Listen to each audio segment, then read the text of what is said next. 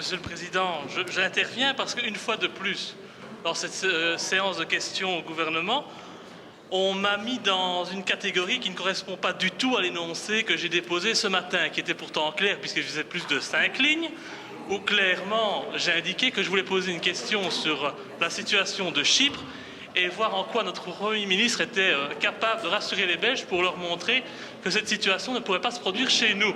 Donc je vois difficilement ce que ça a à voir avec le contrôle budgétaire. Je vous interromps tout de suite.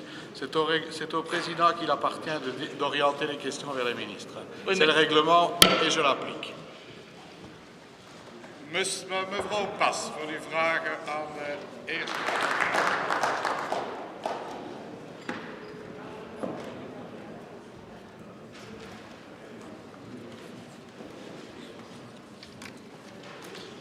Monsieur le Premier ministre, en juillet 2012 et en mars 2013, alors que certains d'entre nous vous interrogeaient sur l'explosion de la dette publique à plus de 100% du PIB, vous avez à chaque fois répondu, et je vous cite, « Le patrimoine financier des ménages dans notre pays s'élève à 200% du PIB et si on ajoute à celui-ci le patrimoine immobilier, nous avons en réalité un avoir de 500% du PIB. Il ne faut donc pas s'inquiéter de la dette. » Et quand le citoyen il entend une telle réponse, il s'inquiète.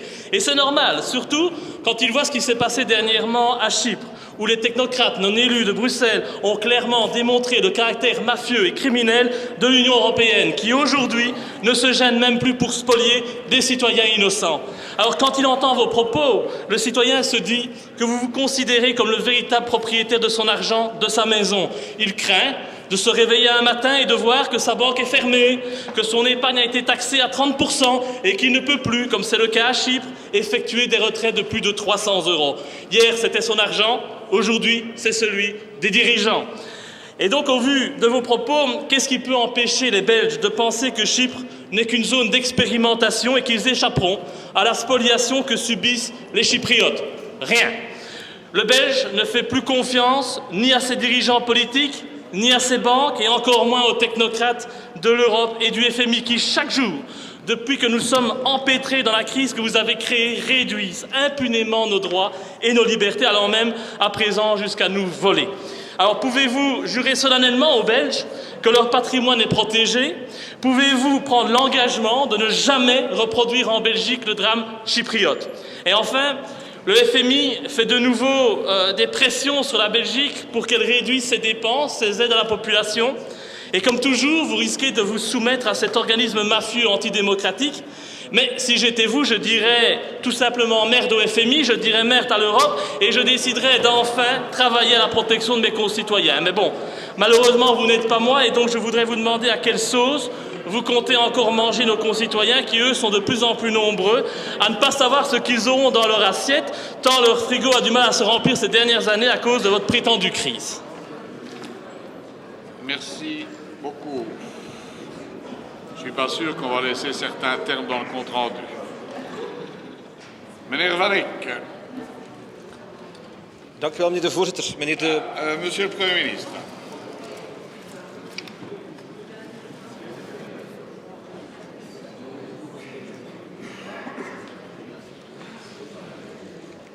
Monsieur le Président, chers collègues, d'abord, je voudrais remercier nos collègues qui interrogent le gouvernement. Je sais qu'on n'interroge pas le gouvernement sur ses intentions, mais qu'en général, on lui prête de mauvaises intentions, ce qui, dans notre cas, est juste le contraire. Nous sommes remplis de bonnes intentions. Deux, je voudrais remercier M. Gilles Quinet d'avoir fait mon agenda. Heureusement qu'il ne connaît pas toute ma vie. Ce serait quand même un peu dommage qu'on aille ici à la tribune de cette honorable assemblée dérouler comme ça l'ensemble des heures d'occupation de l'une ou l'autre personne. Mais je suis à votre entière disposition, comme vient de le dire le Président, le 10 avril à 10 heures. Pour ce qui concerne M. Louis, que dire?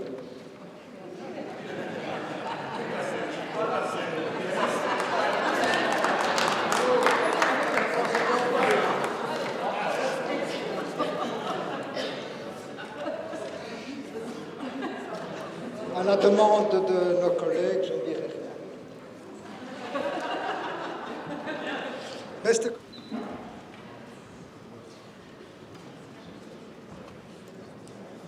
Monsieur le Premier ministre, ma question était simple. Je vous avais demandé de jurer solennellement que vous n'alliez pas toucher au patrimoine des Belges, et tout ce que ça vous inspire, c'est le sourire et la moquerie. Ça en dit long sur vos intentions. Et l'économiste américain Peter Schiff, ancien conseiller du président Bill Clinton, qui avait prédit en 2006 la crise des subprimes, a déclaré ceci: un crash va survenir aux USA en 2013, 2014 au plus tard. Cet effondrement va faire passer celui de 2008 pour une balade dans un parc.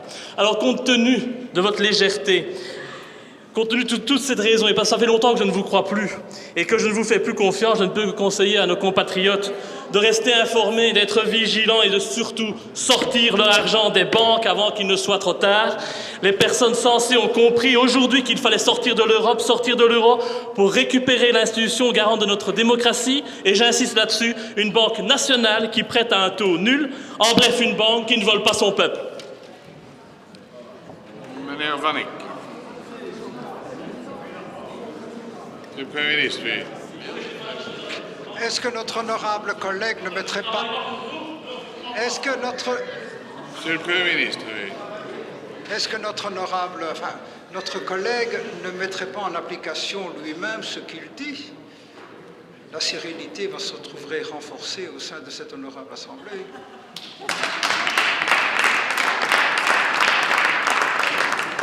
Meneer Van Eyck. Dank u wel, meneer de voorzitter. Meneer de premier, wat ik